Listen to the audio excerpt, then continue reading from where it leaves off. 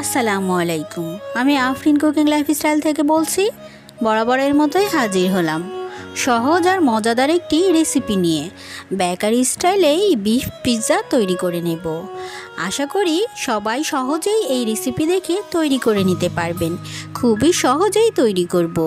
Measurement কাপের 1 cup নিয়ে নেবেন ময়দা, সাথে দিয়ে দেবেন 1 চা চামচ ইস্ট, 1 চা চামচ দিয়ে দিচ্ছি চিনি, সাথে পরিমাণ মতো নুন, রেগুলার তেল দিয়ে দেবেন 1 টেবিল চামচ। সব কিছু ভালো করে মিশিয়ে নেবেন। কুসুম গরম পানি নিয়ে নেবেন হাফ কাপ। অল্প অল্প করে পানি দিয়ে একটা ডো তৈরি করে নেবেন।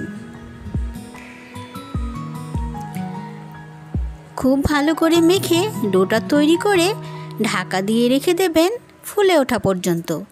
আমার কিন্তু হাফ কাপ থেকে কিছুটা প্রায় 2 টেবিল চামচের মতো পানি বেঁচে গিয়েছে।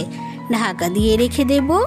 যেহেতু বিফ পিৎজা তৈরি করব, এখানে বিফ নিয়ে নিচ্ছি। এটাকে কিমা করার জন্য একটু ব্লেন্ড করে নিচ্ছি।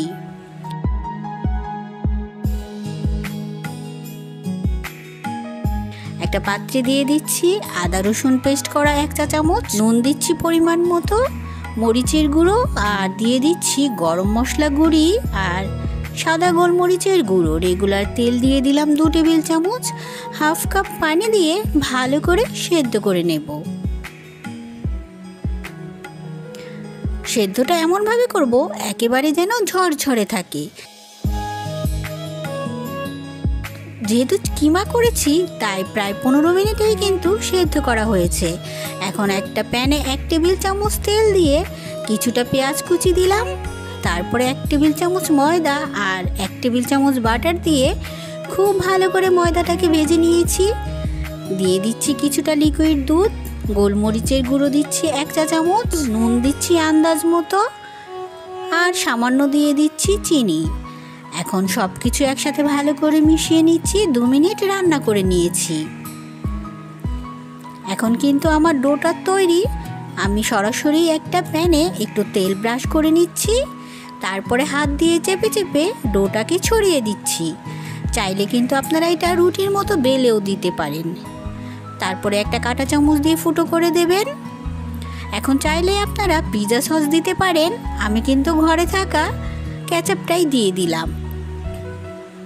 তৈরি করে রাখা পুরটা ঢেলে দিলাম। এখন ছড়িয়ে দিচ্ছি। দিয়ে দিচ্ছি সামান্য গাজর কুচি, আর দিয়ে দিচ্ছি 1 চা চামচের মতো অরিগ্যানো। হাতের কাছে থাকলে দিয়ে দেবেন। ছিটিয়ে দিচ্ছি মোজরেলা। বর্ডারটাকে সুন্দর দেখানোর জন্য আরও কিছুটা সস দিয়ে দিচ্ছি। গ্যাসের ফ্লেমকে লো আর মিডিয়ামের মাঝে রেখে বসিয়ে রাখলাম 20 থেকে 25 মিনিটের জন্য। ফিরে এলাম 25 মিনিট পর। এরই মাঝে কিন্তু পিৎজা তৈরি। দেখুন কতটা যে সুন্দর আর কতটা সফট হয়েছে, কতটা যে টেস্ট, এটা কিন্তু করে দেখলেই বুঝতে পারবেন। যদি সহজ রেসিপিতে আমার এই পিৎজা ভালো লেগেছে, অবশ্যই বাড়িতে বানিয়ে নেবেন। আমার চ্যানেলকে সাবস্ক্রাইব করে আমার পাশেই থাকবেন। আল্লাহ হাফেজ।